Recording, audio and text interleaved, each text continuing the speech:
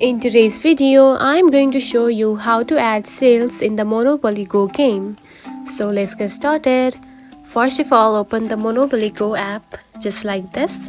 After opening the app, you will see something like this on your home screen. Now to add the sales, you need to win the ad by playing this board game.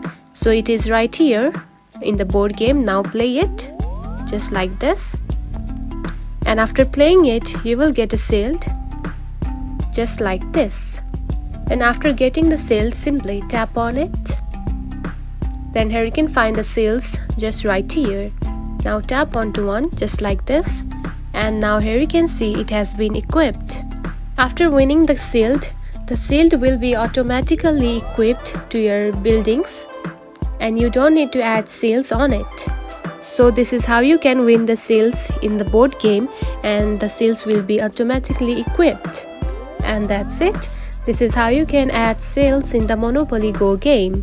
It is a very easy process, right? If you found this video helpful, don't forget to like and subscribe for more tips. Thanks for watching.